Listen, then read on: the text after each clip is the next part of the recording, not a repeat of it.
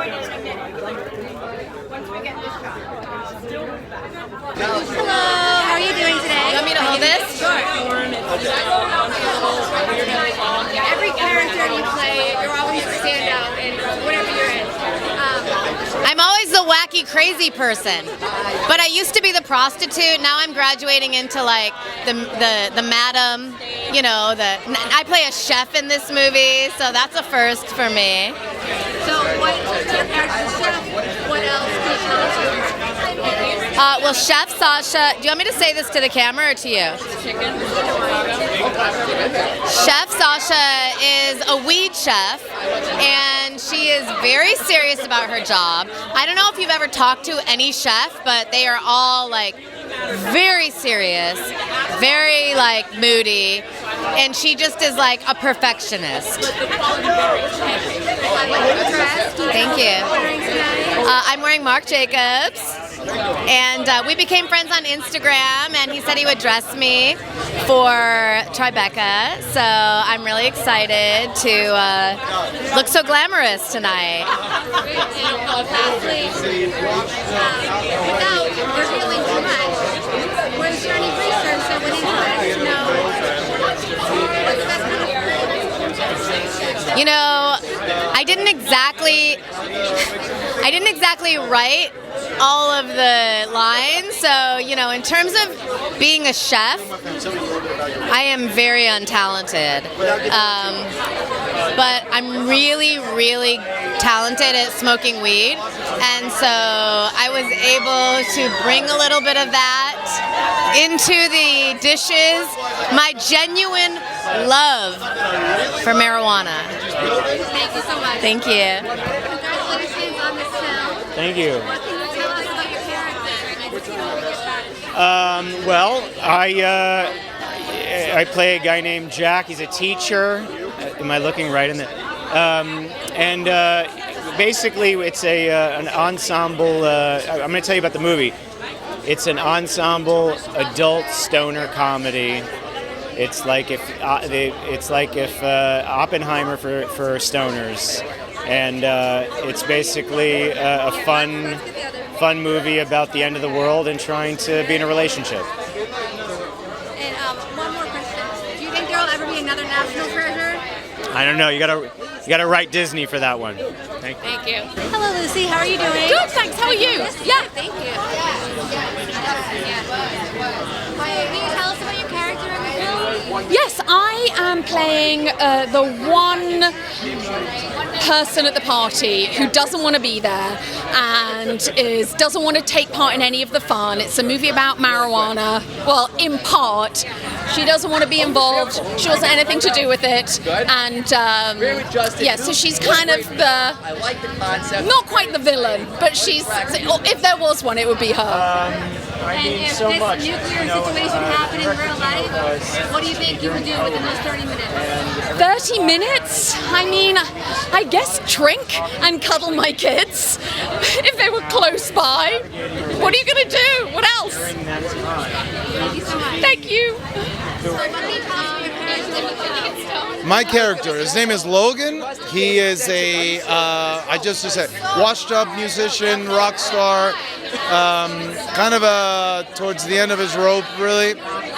Reunites with his buddies, and this whole night makes him think about his life and his life choices. Were there any scenes that you had the most fun filming? Oh, yeah, I think my scenes with Lucy Punch were some of my favorites, and pretending to get high, because that's new for me. Because up until then, I've never gotten high. So, yeah. But this character's high all the time, so it's easier. Like for work or life? I mean, life, yeah. Summer's coming. A lot of great surfing, scuba diving, and work-wise, I have a couple projects that I'm developing. But right now, I don't like to work too much. So I'll do a project and then I'll do all my hobbies. My hobbies are my priority. Yeah, absolutely. It's my pleasure.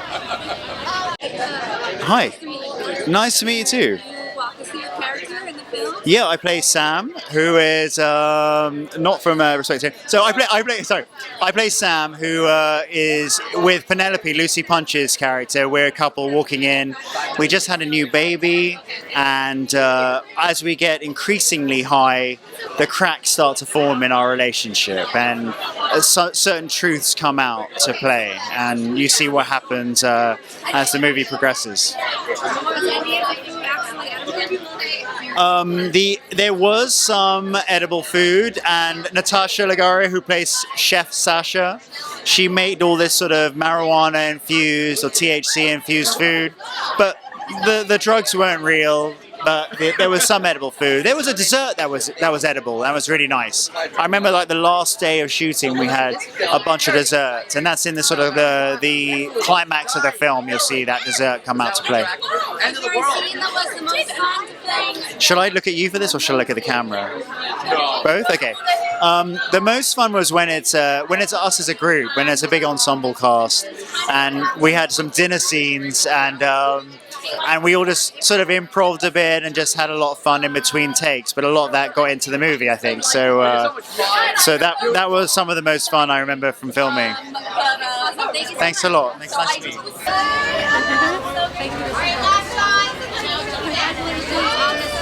Thank you so much.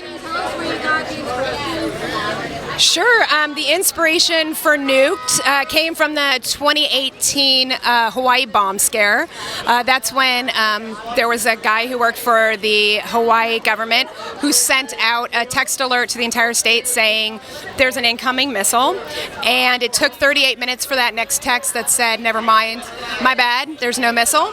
And so that kind of inspired me to explore our dependency on technology and how we've kind of lost human connection through that. That's great. And you wrote, directed, and also produced. Yes. How did you juggle all three of these things? A lot of tears, a lot of crying. That's basically the first. No, well, with the writing and directing, I love to work with improv. So it's because I wrote it, I was allowed to kind of play with the improv while I directed. So that's really, I love how those go hand in hand. And with the producing, I was really lucky that I had Julie Christeas and Daryl Freimark, my two amazing producers, so that when I was filming and directing, I could take that producer hat off and let them really hold the reins. So it's a juggling act, and you need a team basically to do it. Yeah. And lastly, Yeah. what would you say your standout scene that you could possibly tease? One more time. A standout scene that you could tease? A standout scene that I can tease. There's a scene in the basement where two of our characters, have a crying fit, and it is the funniest thing that I've ever seen. I don't want to give it too much away. I'm like, two men cry. It's hilarious. Come see it. Yeah, sure. Thank you. Thank you.